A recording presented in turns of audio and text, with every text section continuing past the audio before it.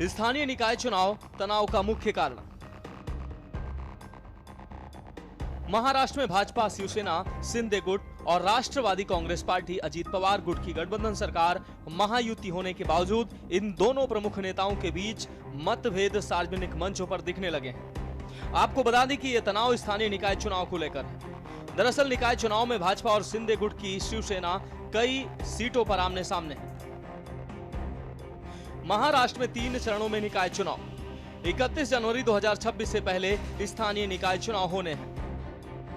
पहले चरण में नगर परिषद व नगर पंचायत चुनाव, दूसरे चरण में जिला परिषदों और पंचायत समितियों के चुनाव, इसके बाद मुंबई, पुणे, ठाणे जैसे बड़े नगर निगमों का चुनाव।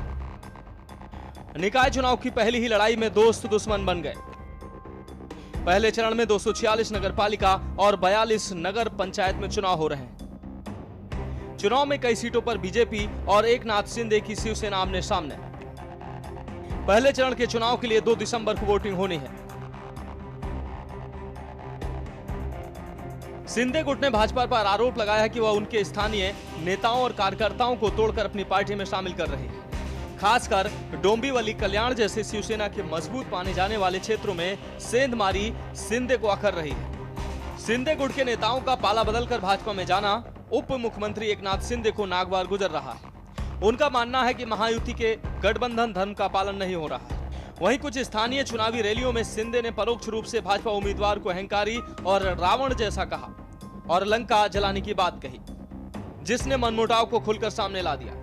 आपको बता दें कि महाराष्ट्र में निकाय चुनाव 3 चरणों में होने हैं। पहले चरण में नगर पालिका और नगर पंचायत चुनाव के ऐलान हो गए हैं, जबकि जिला परिषद और पंचायत चुनाव और नगर निगम के चुनाव का ऐलान होना है।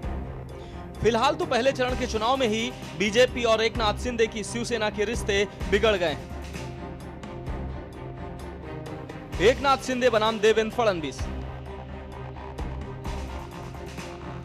बीजेपी के सहयोग से 2.5 साल मुख्यमंत्री रह चुके एकनाथ शिंदे मौजूदा सरकार बनने के समय से ही अपना उप मुख्यमंत्री पद हजम नहीं कर पा रहे हैं। दूसरी ओर फडणवीस भी शिंदे की घेराबंदी करने में कोई कसर नहीं छोड़ रहे हैं। उन्होंने शिंदे के गृह जनपद ठाणे से ही बीजेपी के एक कद्दावर नेता को पार्टी का प्रदेश अध्यक्ष बना दिया है।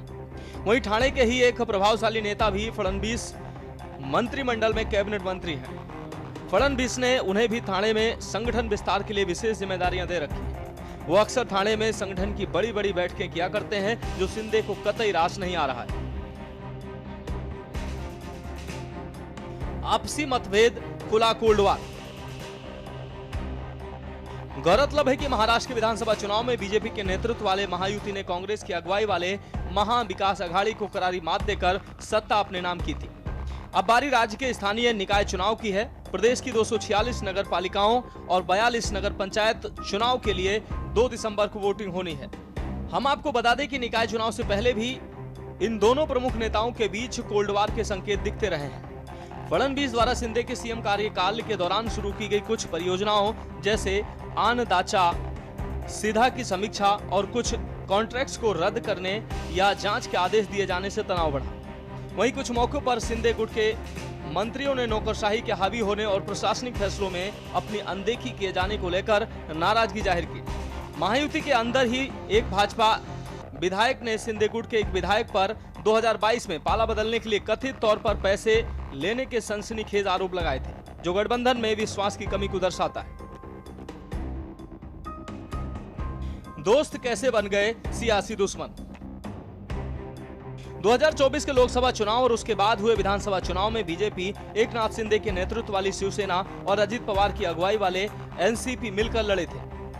लोकसभा चुनाव में अधिक सफल नहीं हुए, लेकिन विधानसभा चुनाव में अच्छी सफलता मिली और पूर्ण बहुमत से सरकार भी बनी।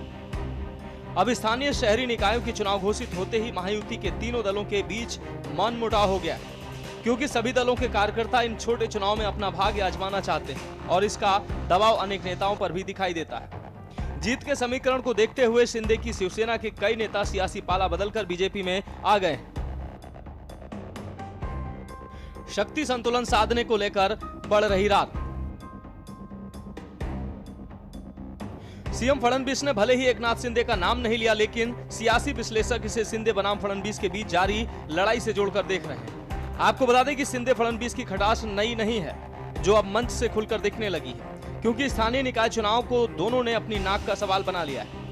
वहीं महायुति गठबंधन सत्ता में मजबूत है, लेकिन स्थानीय स्तर पर शक्ति संतुलन साधने की कोशिश में भाजपा की विस्तारवादी नीति और सिंधे गुट की अपनी पकड़ बनाए रखने की मजबूरी दोनों दलों को आमने सामने ला रही। राजनीतिक विश्लेषकों का मानना है कि इन मतभेदों के बावजूद सरकार को तत्काल कोई खतरा नहीं है, क्योंकि दोनों दल जानते हैं कि गठबंधन टूटने से विपक्ष को लाभ होगा। बहरहाल ये रस्साकसी बीएमसी चुनाव और विधानसभा चुनाव में सीट शेयरिंग के समीकरणों पर गहरा असर डाल सकती है। स्पेशल डेस्क के न्यूज इंडिया।